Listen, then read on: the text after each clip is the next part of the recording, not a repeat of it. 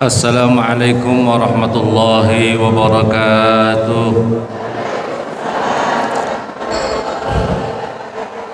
Innal hamdalillah nahmaduhu wa nasta'inuhu wa nastaghfiruh wa na'udzu billahi min shururi anfusina wa min sayyiati a'malina. May yahdihillahu fala mudilla lahu wa may yudlil fala hadiya lahu. Wassalatu wassalamu ala sayyidina Muhammad ibn Abdillah wa ala alihi wa ashabihi wa mawalah, amma ba'd. Yang sangat saya hormati para sepuh bin sepuh,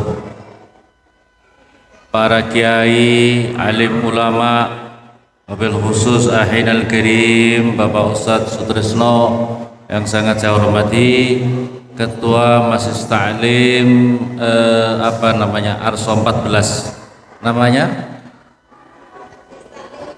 Miftahul Jannah, Ibu Ketua beserta seluruh anggota yang sangat saya hormati, Bapak Babinsa yang sangat saya hormati, Kepala Kampung, Kepala Desa Arso 14, hadirin wal hadirat yang dimuliakan oleh Allah Subhanahu wa Ta'ala.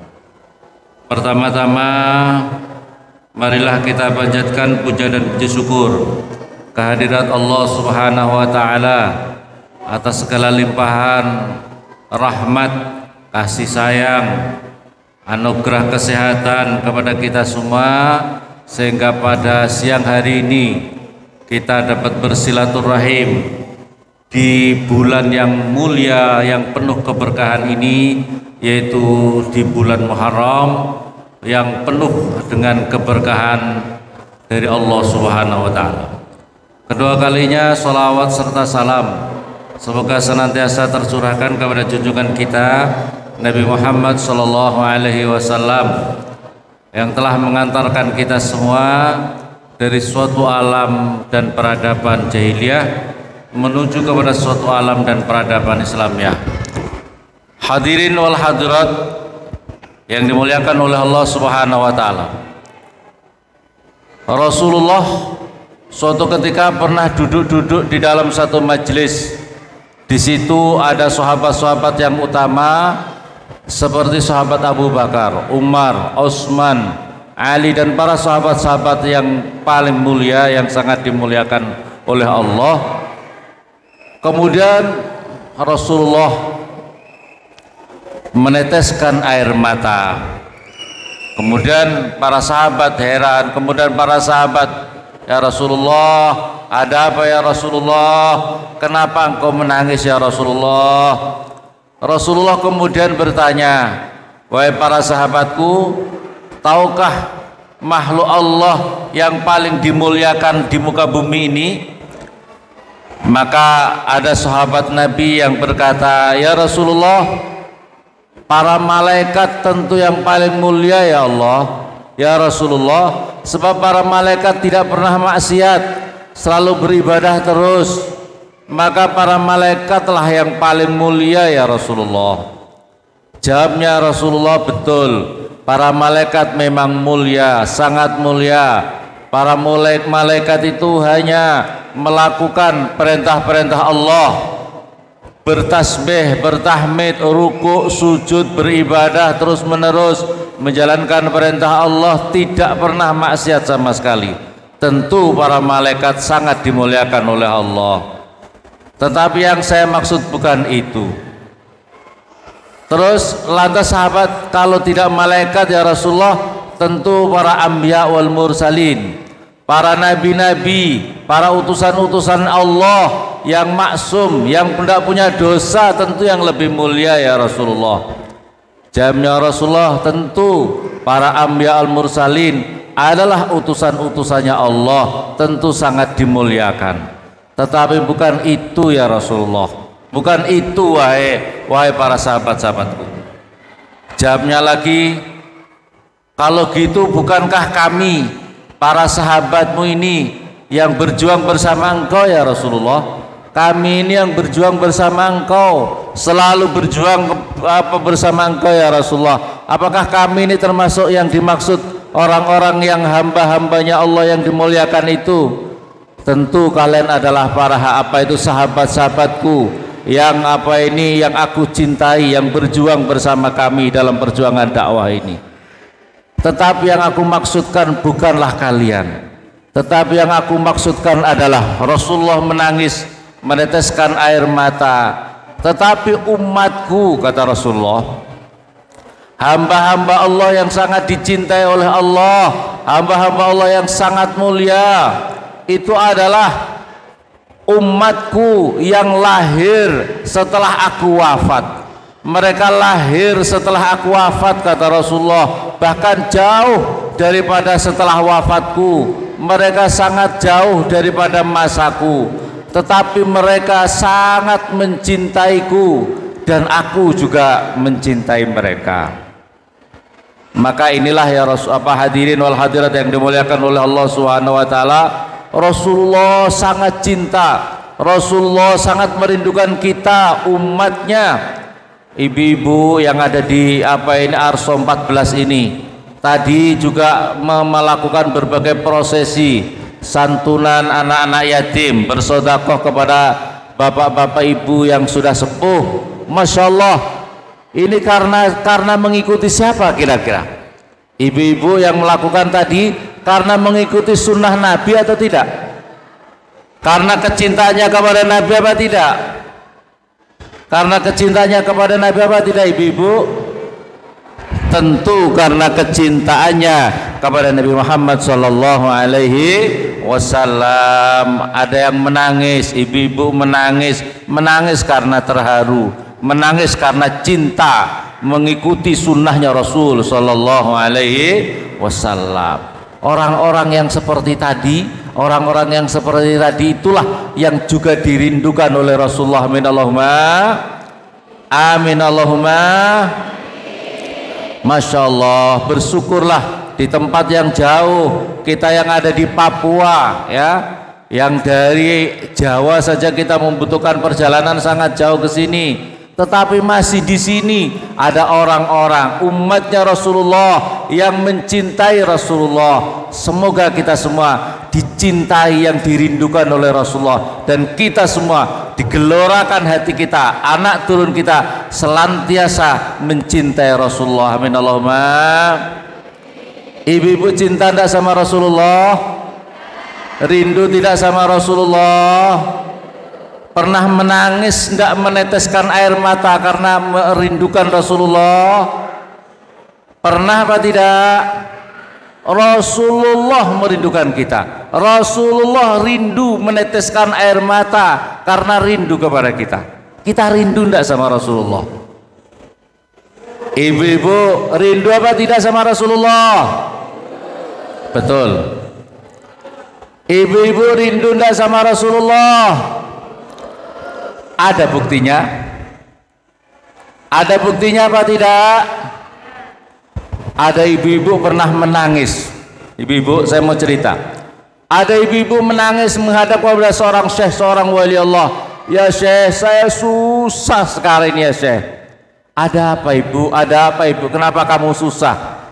Wahai syekh, beberapa hari ini, 1-2 hari ini saya tidak berjumpa lagi sama Rasulullah. Padahal saya setiap malam saya berjumpa Rasulullah dalam mimpi saya, sehingga kerinduan saya terobati karena saya selalu senantiasa berjumpa dengan Rasulullah.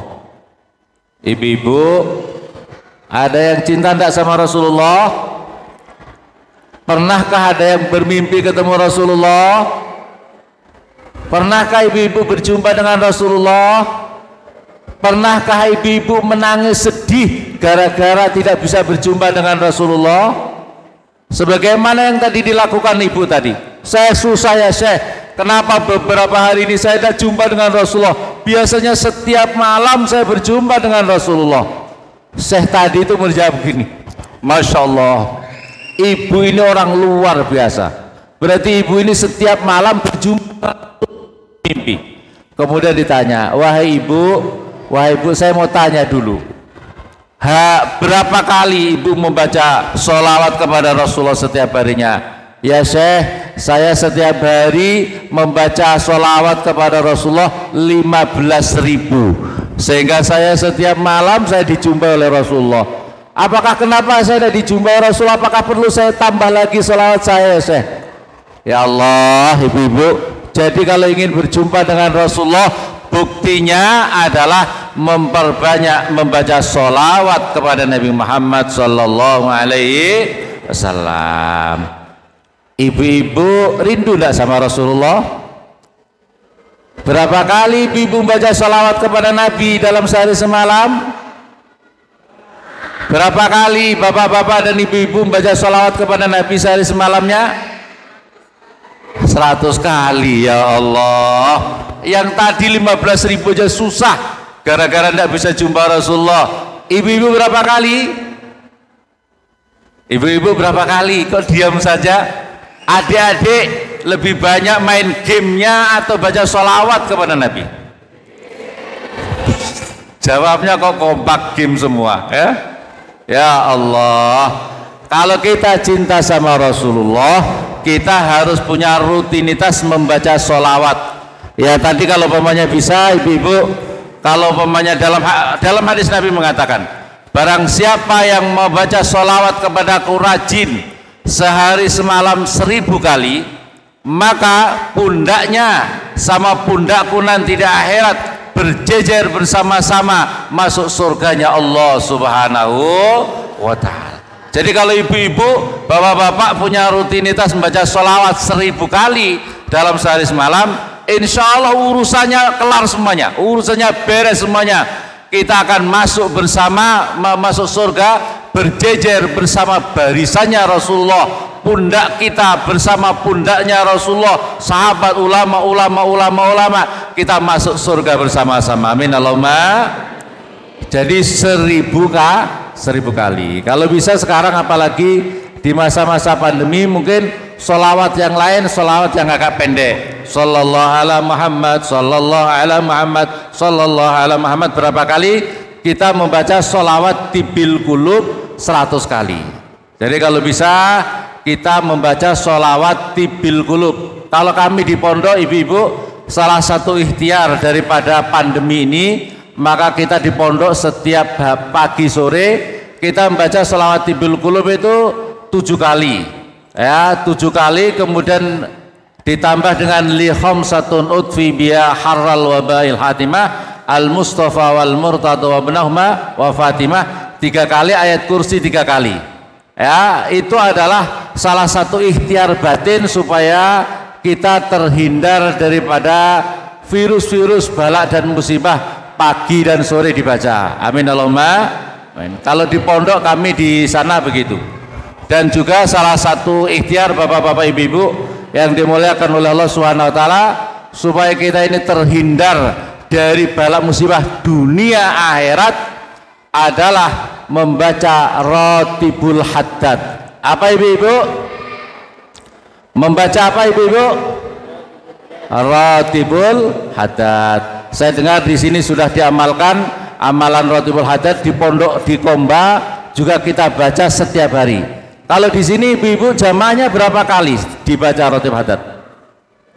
Dalam berapa? Seminggu sekali lumayan, seminggu sekali. Tapi seminggu sekali itu jamaah, kalau bisa di rumah dibaca masing-masing sendiri. Nah, kalau bisa setiap sehari semalam 1 kali. Sebab salah satu hikmahnya Ratibul Haddad adalah kalau orang membaca Ratibul Haddad, maka dirinya dihindarkan balak musibah fitnah dunia akhirat. Di dalam diberikan husnul khotimah. Dijamin orang yang amalkan Ratibul Haddad, dijamin orang yang husnul khotimah. Jadi ini yang luar biasa, ibu-ibu. Jadi kalau bisa diamalkan Ratibul Haddad itu terus menerus, dan juga supaya berbagai apa itu fitnah, balak musibah yang ada di kawasan ini semoga dihindarkan oleh Allah, disingkirkan oleh Allah Subhanahu wa Ta'ala. Amin Allahumma. Pokoknya baca Ratibul Haddad itu selamat dunia akhirat, selamat dari apa itu bahaya tsunami, bahaya apa itu tenggelam, bahaya kebakaran, bahaya kecelakaan. Pokoknya orang baca Ratibul Haddad itu selamat dunia akhirat. Amin Allahumma. Saya mendapatkan ijazah ini dari Syekhina Kiai Maimun Zubair. muridnya Syekhina Maimun Zubair, salah satu yang anjuran dari Syekhina, ijazah dari Syekhina Maimun Zubair adalah membaca Ratibul Haddad. Tadi disampaikan perlu saya mengijazahkan, jadi mau saya ijazahkan Ratib Haddad ini kepada bapak-bapak ibu-ibu yang mendengar, dan boleh diberikan kepada siapa saja. Ya, ijazah saya mendapatkan dari Syekhina Maimun Zubair. Ajastukum Ratibul Haddad kama azazini Syekhi Maimun Zubair. Ibu-ibu menjawab qabiltu. Ya. Saya ulangi lagi ya, pakai bahasa Indonesia saja. Nanti ibu-ibu bapak-bapak menjawab qabiltu, ya, atau saya terima. Pakai bahasa Indonesia atau bahasa Arab? Bahasa Arab atau bahasa Indonesia? Kalau bahasa Indonesia nanti saya terima. Saya mendapatkan ijazah Ratibul Haddad ini dari Syekhina Maimun Zubair. Maka oleh karena itu saya ijazahkan kepada bapak-bapak, ibu-ibu semuanya. Saya terima atau qabiltu. Ya.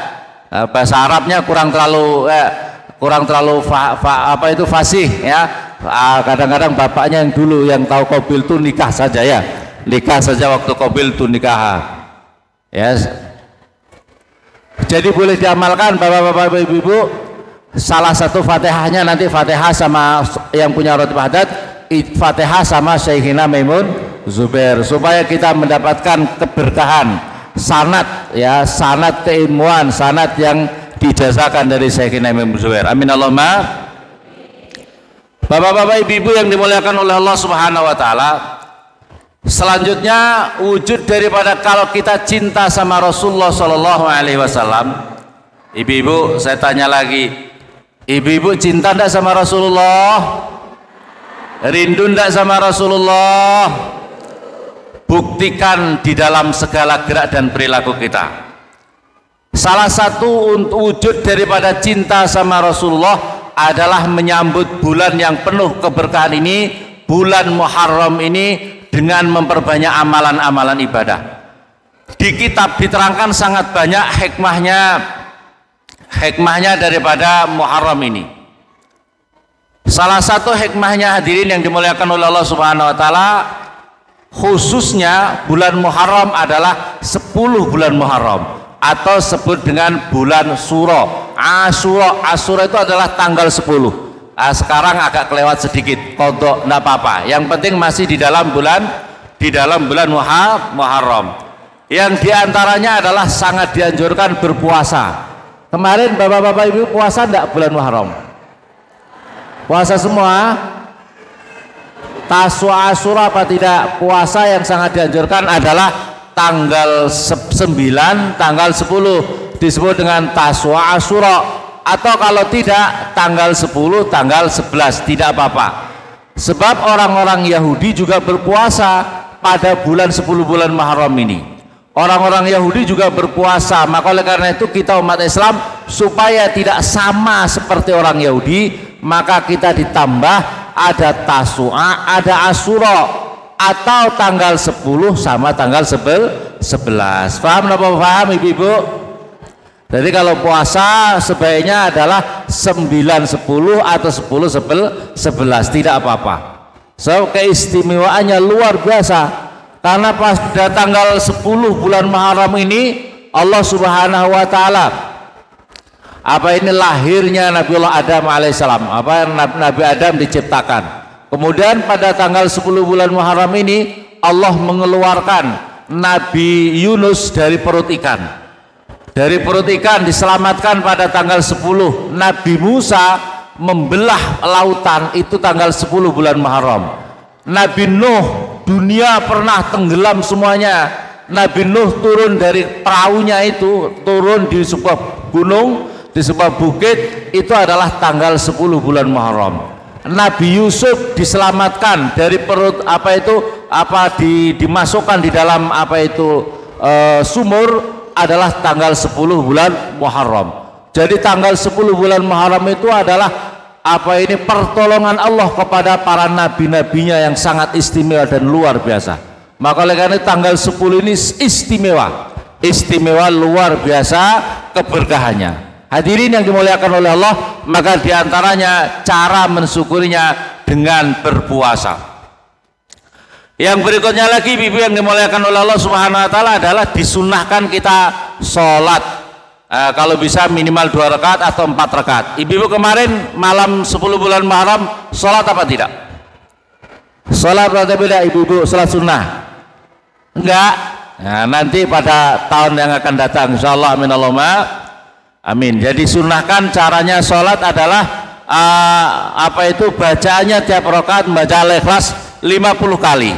Jadi kalau 4 rakaat itu Al-Ikhlas 50, rakaat kedua 50, rakaat ketiga 50, rakaat keempat adalah 50, jadi 200 ya. Itu keistimewaannya membaca surat sholat. Yang berikutnya lagi adalah bersilaturahim. Jadi kalau di 10 bulan Muharram dianjurkan untuk suka bersilaturahim sama muslim, khususnya bersilaturahim sama ulama, para ulama baik yang masih hidup maupun yang sudah wafat. Jadi baik yang masih hidup maupun sudah wafat, sangat dianjurkan kita suka bersilaturahim di 10 bulan Muharram ya. Kalau tidak pas 10 ya paling tidak di bulan-bulan yang mendekati tanggal 10 bulan Muharram, suka bersilaturahim kepada ulama-ulama. Hadirin, tidak hanya penting silaturahim saja, yang penting adalah bagaimana mengajari anak-anaknya supaya senang bersilaturahim sama ulama, supaya kemudian nanti senang untuk belajar sama ulama. Amin Allahumma. Ibu-ibu yang dimuliakan oleh Allah, kalau tadi ibu-ibu masih salim menyantuni anak-anak yatim, betul? Betul ibu-ibu? Al-yatim, hakikatnya yatim itu, hakikat yatim itu adalah tidaklah anak yang tidak punya bapak, yang atau salah satu orang tuanya meninggal, ibu-ibu. Tetapi walakinnal yatim man laisa lahu ilmun wala adab. Tetapi hakikatnya orang yatim itu adalah orang yang tidak punya bekal ilmu agama dan tidak punya tata krama agama. Itulah namanya orang yang yatim secara hakikat. Hak yatim secara hakikat. Kalau kita punya keturunan, kalau kita punya anak, kita tidak bisa membekali ilmu agama buat mereka, tidak bisa membekali anak-anaknya kita punya adab tata krama yang baik. Di dalam keterangan kitab diterangkan, hadirin, ibu-ibu yang dimuliakan oleh Allah, bapak-bapak yang dimuliakan oleh Allah Subhanahu wa taala, bahwasanya kalau kita punya anak, dianugerahkan untuk bisa mendidik anak itu dengan ilmu agama, dengan adab, maka orang tuanya dapat syafaat, baik doanya di dunia maupun di akhirat nanti. Ibu-ibu, di dunia maupun di akhirat nanti orang tua dapat syafaat. Ibu-ibu yang dimuliakan oleh Allah, wa fi qissatin, sebuah kisah, ada sebuah cerita, ada orang tuanya meninggal dunia, bapaknya meninggal dunia. Bapaknya itu terkenalnya dulunya orangnya tidak soleh, orangnya sholatnya jarang-jarang, ibadahnya jarang-jarang, maksiatnya agak rajin. Begitu meninggal dunia, dia rupanya punya anak masih dikandung istrinya. Meninggal dunia sementara dia punya anak masih dikandung di dunia. Begitu dia meninggal dunia, seorang waliullah mimpi dia di alam kubur disiksa terus menerus di alam barzahnya. Dia menjerit-jerit, dia kesakitan, dia minta tolong. Terus beberapa tahun kemudian seorang waliullah tadi mimpi, ternyata orang tadi, bapak tadi itu sudah diangkat oleh Allah siksaannya. Seorang wali tadi bertanya, bukankah kamu dulu yang disiksa terus menerus sama Allah di alam kubur? Betul ya Syekh. Bagaimana kamu bisa mendapatkan ampunan dari Allah? Ya Syekh, anak saya waktu saya meninggal dunia masih dalam kandungan istri saya. Istri saya pinter, istri saya solehah. Begitu dia masa mondok, anak saya itu dipondokkan di pesantren. Begitu baru belajar pertama masuk pondok pesantren, baru belajar Bismillahirrahmanirrahim dengan gurunya, dengan kiainya, saat itu pula Allah memerintahkan malaikat semua siksaan saya dilepaskan, berkah saya punya anak mondok belajar ilmu agama di pesantren. Amin Allahumma amin. Ibu-ibu mau ndak disiksaan, umpamanya ibu nanti disiksa diselamatkan oleh anak cucunya ibu sendiri yang belajar ilmu agama? Kira-kira ibu yang rela yang mana kira-kira? Apa artinya mondok? Apa artinya mondok? Biarin aja ngurus kambing, biarin aja cari kerja, biarin saja main game. Kira-kira ibu milih yang mana? Masya Allah, katanya cinta sama Rasulullah, tapi anak-anaknya jauh daripada adab dan ilmu agama dibiarkan. Cinta enggak sama Rasulullah? Cinta enggak sama Rasulullah? Hadirin wal hadirat yang dimuliakan oleh Allah Subhanahu wa taala. Jadi yang berikutnya lagi hikmahnya dalam bulan Asyura adalah kita bagaimana bersilaturahim dengan ulama, baik yang sudah wafat, hidup, atau yang sudah wafat. Kalau kita di sini tidak bisa ziarah Wali Songo, Fatihah saja. Fatihah saja di jarak jauh. Fatihah kepada Wali Songo, Nabi, para wali-wali, Wali Songo. Kita tidak bisa datang secara fisik ke sana, ke Jawa, tapi kita bisa datang dengan hati kita, dengan Fatihah kita. Itu artinya kita juga sudah bersilaturahim. Amin Allahumma. Yang berikutnya lagi hadirin adalah menengok orang-orang yang sakit. Fadilahnya, keutamaannya, kalau kita menengok pada tanggal 10 bulan Muharram adalah seperti kita sedang menengok, pahalanya kita menengok seluruh keturunan Nabi Adam yang sedang sakit. Jadi seluruh keturunan Nabi Adam yang sakit kita tengok semuanya. Betapa sangat banyak pahalanya kalau kita menengok seluruh keturunan Nabi Adam, karena kita menengok 1-2 orang di tetangga kita yang sakit. Ya, kita punya tetangga ditengok ya. Di bulan-bulan ini sangat istimewa untuk menengok orang-orang yang sakit. Yang berikutnya lagi adalah memakai celak. Ibu ya, tanggal 10 bulan Muharram dianjurkan kita pakai celak. Pakai celak itu tahu kamu? Yang hitam-hitam itu pakai celak. Kalau pakai celak di tanggal 10 bulan Muharram, itu hikmahnya adalah kita dijaga mata kita setahun tidak gampang sakit. Amin Allahumma. Yang berikutnya lagi adalah mengusap kepala anak yatim. Jadi tadi sudah diacarakan. Jadi yang paling bagus adalah mengusap rambutnya anak yatim, bersodakoh dan mengusap rambutnya anak yatim. Jadi setiap helai rambut itu hikmahnya, setelah setiap helai rambutnya anak yatim yang kita sentuh, itu Allah mengangkat derajat kita 1 poin, 1 derajat di sisi Allah Subhanahu wa ta'ala. Kalau tadi ada banyak orang anak-anak yang yatim, kita usap rambutnya kira-kira berapa per kepala? Ibu-ibu bisa mengangkat derajatnya di sisi Allah dengan berapa rambut kepalanya per anak? Ibu-ibu bisa menghitung apa enggak? Jadi yang sunnahnya adalah diusap rambutnya. Di samping mengusap itu adalah bentuk kasih sayang. Anak kalau diusap rambutnya itu adalah merasa sangat disayangi. Dibelai rambutnya anak yatim. Bersedekah kemudian dibelai rambutnya. Jadi kalau pemanya pakai kerudung ya sudah sebisanya. Tadi saya juga mengusap dengan sebisanya, pokoknya diusap gini saja. Yang laki maupun perempuan diusap rambutnya yang masih kecil. Jadi anak-anak kita supaya diangkat derajat kita 1 poin apa itu di sisi Allah Subhanahu wa ta'ala, 1 derajat. Bersedekah di dalam bulan Muharram ini. Tadi sudah bersedekah. Jadi yang bersedekah seperti kita bersedekah selama 1 tahun.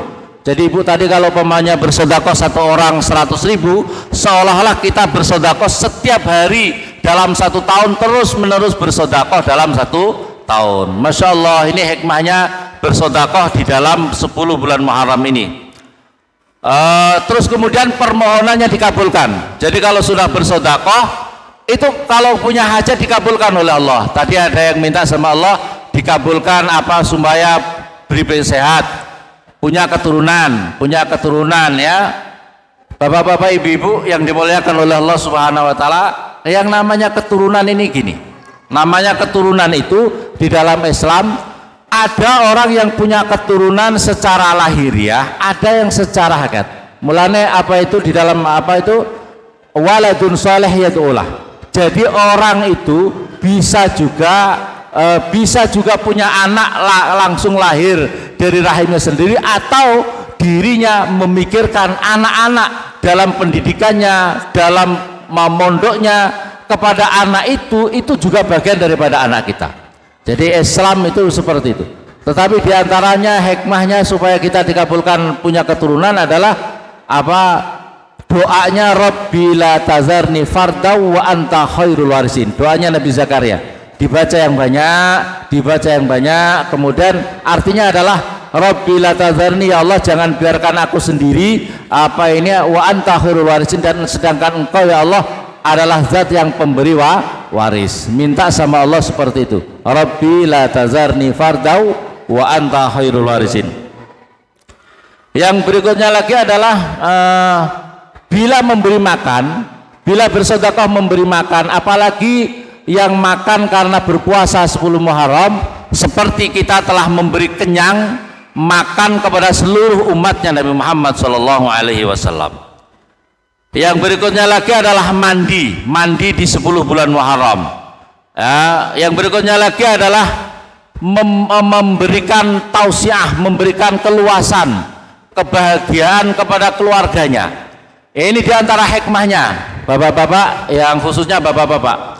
Jadi 10 bulan Muharram itu sangat dianjurkan untuk meluaskan, membahagiakan keluarganya.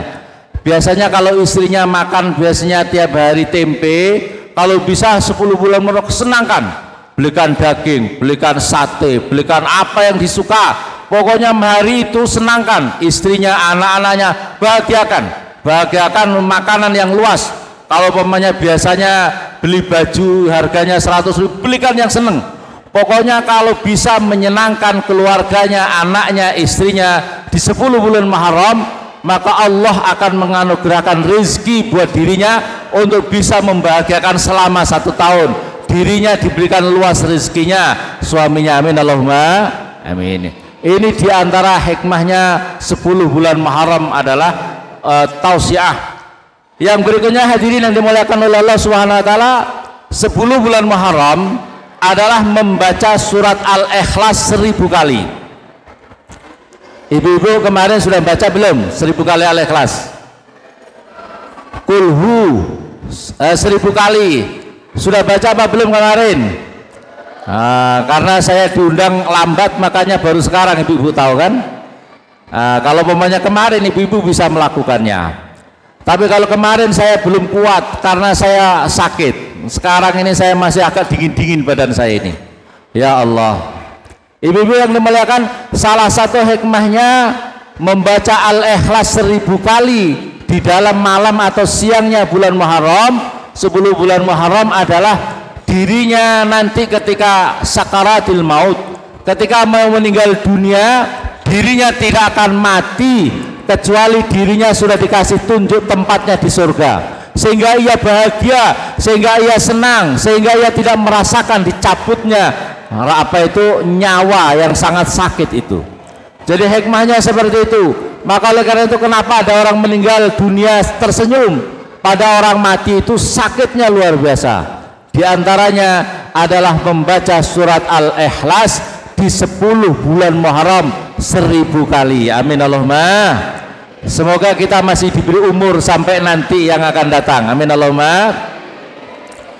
Di antara hikmahnya lagi adalah membaca ayat kursi 360 kali. 360 kali. Barang siapa membaca ayat kursi 360 kali pakai bismillah, bismillahirrahmanirrahim, ayat kursi, bismillahirrahmanirrahim, terus ayat kursi 360 kali, maka dirinya diberi aman dan keluarganya 1 tahun ke depan. Sampai 1 tahun ke depan diberi aman oleh Allah Subhanahu wa ta'ala. Yang berikutnya lagi hikmah sebelum Muharram, barang siapa membaca hasbunallah wa ni'mal wakil, ni'mal maula wa ni'man nazir 70 kali, kemudian ada doanya 7 kali, maka dirinya tidak akan dicabut nyawanya dalam 1 tahun yang akan datang. Amin Allahumma. Tapi sudah kelewat ya. Nanti tahun yang akan datang. Tidak apa-apa wis kodok, tidak apa-apa sekarang kodok Al-Ikhlasnya, ayat kursinya, tidak apa-apa dibaca sekarang ya. Sekarang nanti malam karena kodok karena baru tahu. Bapak-bapak, ibu-ibu yang dimuliakan oleh Allah Subhanahu wa Ta'ala, salah satu hikmah 10 Muharram, pernah suatu ketika hadirin, ada seorang tua, ada bapak-bapak punya anak yatim 3. Bapak-bapak itu tidak punya makan, beberapa hari tidak ada makanan karena dia sangat miskin. Kemudian karena dia mendengar keutamaan bulan Muharram, maka dia mendatangi seorang pejabat yang kaya. Assalamualaikum. Waalaikumsalam. Ada apa Pak? Penjaganya. Ada apa Pak? Ini bulan 10 bulan Muharram Bapak, saya tolong disampaikan salam saya kepada Bapak, seorang bapak, karena saya punya anak yatim 3, barangkali bisa bersedekah untuk kami. Oh Bapak lagi sibuk, kapan bisa kami jumpa? Siang nanti. Ternyata juga masih ngeles lagi pejabat itu, sore nanti. Oh sampai sore ternyata rupanya ini pejabat ini ngeles supaya tidak mau ketemu sama orang ini. Maka akhirnya dia pulang, akhirnya di tengah jalan ketemu sama orang Yahudi. Dia lagi sandar di tembok gini dengan susah. Orang Yahudi tadi tanya, Bapak kenapa kamu kelihatan susah? Wahai Bapak, saya ketahuilah ini adalah bulan Muharram, 10 bulan Muharram. Saya ini susah karena mau pulang, anak-anak saya punya anak yatim 3. Padahal hari ini adalah hari istimewa. Barang siapa yang bersedekah dilipat gandakan pahalanya oleh Allah Subhanahu wa Ta'ala. Oh iya kah begitu? Kalau gitu ikut saya Bapak. Orang Yahudi tadi perhatian. Pak, saya kasih apa itu daging, saya kasih tepung, saya kasih bumbu-bumbunya. Boleh Bapak bawa pulang, saya ingin mendapatkan berkahnya 10 bulan Muharram. Nanti kalau kurang datang lagi ke saya Pak, Ini orang Yahudi tahu mulianya bulan Muharram. Akhirnya Bapak tadi pulang bahagia luar biasa karena anak-anaknya yang 3 anak yang miskin, anak-anak yang yatim bisa makan. Maka setelah itu apa yang terjadi? Malamnya Bapak-bapak ibu-ibu, malamnya seorang pejabat tadi yang mau ditemui tapi ngeles pagi, siang sampai sore, maka akhirnya dia mimpi seolah-olah kiamat sudah terjadi. Dia melihat dia di dalam kegelapan yang sangat gelap gulita. Di tengah-tengah kegelapan itu, di tengah jauh sana ada cahaya yang gemerlap luar biasa. Maka dia mendatangi tempat yang gemerlap tadi. Rupanya itu ada istana yang sangat mewah, ada penjaganya yang sangar-sangar. Terus kemudian karena dia kebingungan, Pak izin saya bolehkah masuk ke dalam istana ini? Jawabnya apa itu penjaga-penjaga itu, tidak boleh. Istana ini sesungguhnya dibangun Allah untukmu. Ini sesungguhnya sudah dipersiapkan untukmu, tapi kamu menolaknya, kamu tidak mau. Sekarang ini istana ini sudah menjadi miliknya orang Yahudi di kampung kamu. Maka malam itu juga dia langsung bangun, mengajak sama pengawalnya datang ke orang Yahudi. Wahai orang Yahudi, ada ketok-ketok sampai kemudian bangun. Yahudi, tolong apa yang kau kerjakan hari ini? Enggak ada yang kau kerjakan. Mungkin kau punya amalan apa? Enggak, saya enggak punya amalan apa. Coba tolong diceritakan gimana. Orang Yahudi tadi penasaran. Wahai Bapak, kenapa kamu tanya gini? Barusan saya mimpi Allah sudah menyiapkan istana. Istana itu milik saya, tapi katanya sekarang sudah menjadi milik kamu. Maka oleh karena itu saya bertanya. Dia ingin, oh iya tadi sore saya itu lihat ada orang tua susah di pinggir tembok saya itu, tembok rumah saya. Maka kemudian saya tanya, katanya minta ke Tuan, tapi Tuan ngeles terus pagi, sore, siang sampai sore. Maka oleh karena itu datang ke saya kasih tepung, saya kasih daging, saya kasih beberapa bumbu untuk masak.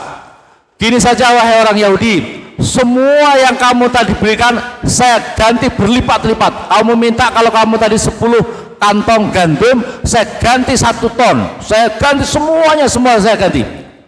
Katanya orang Yahudi pintar. Ya Allah, amalku yang sangat sedikit karena bulan Muharram diterima, aku sudah akan ada jatah masuk surga nanti, tidak akan aku gantikan kepada seluruh apapun dunia beserta isinya, tidak akan aku ganti, karena aku sudah ada jatah masuk surga nanti berkah hormat bulan Muharram, 10 bulan Muharram. Maka oleh karena itu bapak-bapak, ibu-ibu yang dimuliakan oleh Allah Subhanahu wa taala, bulan Muharram adalah bulan yang sangat istimewa. Mari kita sambut, kita perbanyak amalan ibadah di dalam bulan ini. Wabil khusus adalah bagaimana kita mempersiapkan anak-anak kita, generasi kita, untuk bisa menyambut bulan Muharram yang akan datang, bisa mempersiapkan mereka, akhlak mereka, ilmu mereka dengan belajar ilmu agama. Zaman akhir hadirin, tandanya akhir zaman akhir itu adalah ketika ilmu agama sudah mulai dicabut dengan meninggalnya para ulama. Kalau matinya pejabat, presiden mati, banyak orang rebutan. Presiden apa itu, gubernur mati, banyak yang berebutan. Bupati mati, banyak yang berebutan. RT mati, banyak yang siap jadi RT. Betul? Tapi kalau kiai mati susah, gini apa betul? Penggantinya seorang ulama susah menggantikannya. Orang belajar ilmu agama tidak boleh cuma instan, tidak boleh main internet saja, harus dengan guru yang punya sanad keilmuan, sambung sama Rasulullah Sallallahu Alaihi Wasallam. Demikian kurang lebih, mohon maaf mohon maaf atas segala kekhilafan. Semoga kita senantiasa diberikan keberkahan, selamat, berikan kesehatan lahir batin fid dini wad dunya wal akhirah. Alhamdulillah rabbil alamin, hamdan syakirin, hamdan na'imin, hamdan ya'afina